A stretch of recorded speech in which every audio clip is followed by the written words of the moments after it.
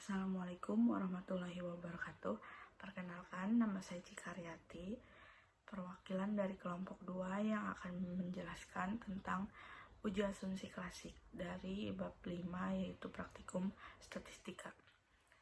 Di sini saya sudah ada datanya.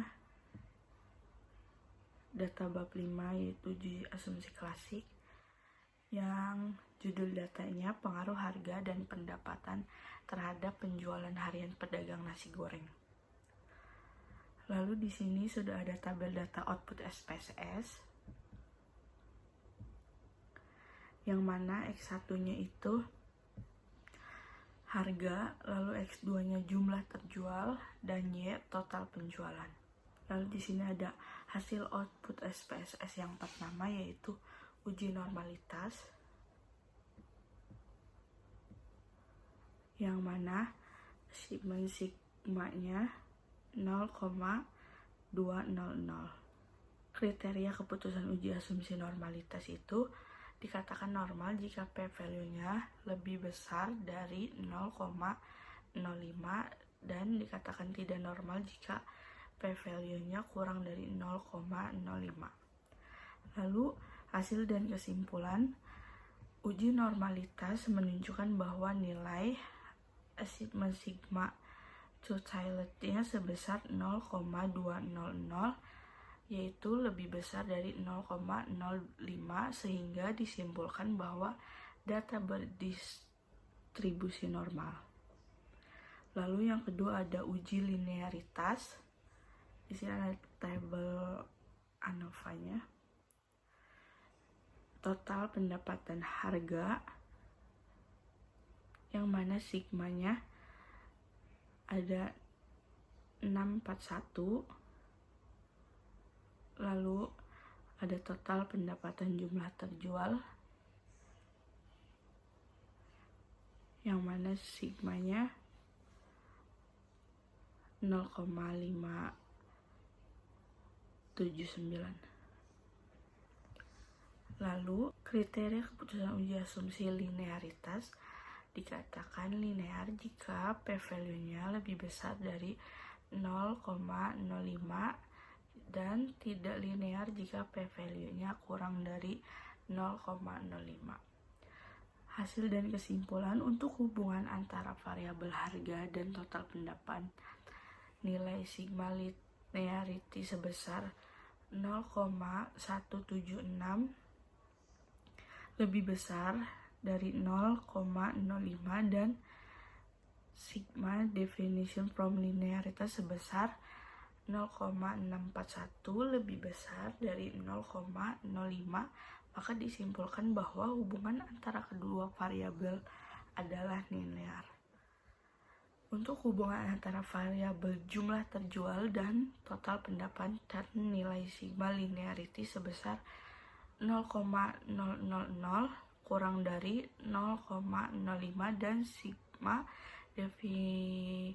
deviation from linearity sebesar 0,579 lebih besar dari 0,05, maka disimpulkan bahwa hubungan antara kedua variabel juga linear. Lalu yang ketiga ada uji asumsi multikolinearitas. Di sini sudah ada data hasil output SPSS.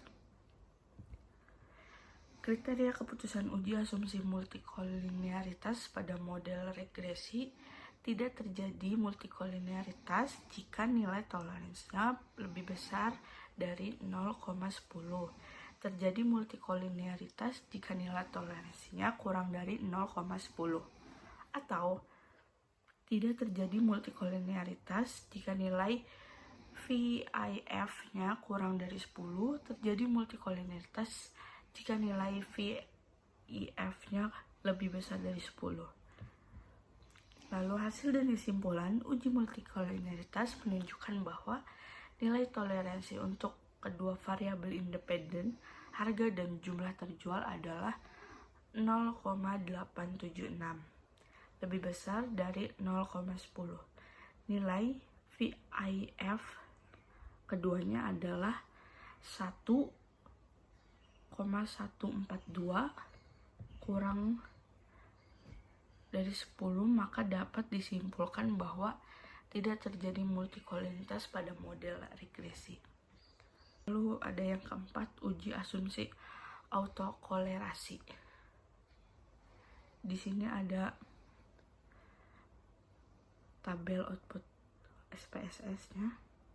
Kriteria keputusan uji asumsi autokolerasi diketahui N-nya 30, K-nya 2, DW-nya 1,274. Mencari DU batas atas Durbin-Watson dan DL batas bawah Durbin-Watson pada tabel. Durbin-Watson caranya, tabel Durbin-Watson yang N-nya sama dengan 30, K-nya jumlah variabel independen 2, DL-nya 1,25 dan DU 1,50.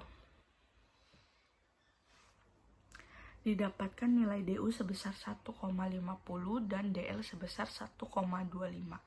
Kemudian hitung nilai 4 dikurangi DW terlebih dahulu. Jadi 4 dikurangi DW sama dengan 2,726. Deteksi autokorelasi positif. Jika DW lebih besar dari DL, sama dengan terdapat autokorelasi positif. Jika DW kurang dari DU, tidak terdapat autokorelasi positif.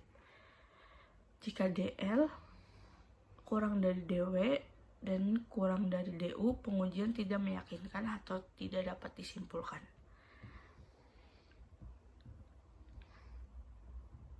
Deteksi autokolerasi negatif. Jika 4 dikurangi DW lalu kurang dari DL, terdapat autokolerasi negatif. Jika 4 dikurangi DW lebih besar dari DU, tidak terdapat autokolerasi negatif. Jika DL kurang dari 4 dikurangi DW dan kurang dari DU, pengujian tidak meyakinkan atau tidak dapat disimpulkan. Hasil dan kesimpulan. Berdasarkan hasil uji Durbin-Watson,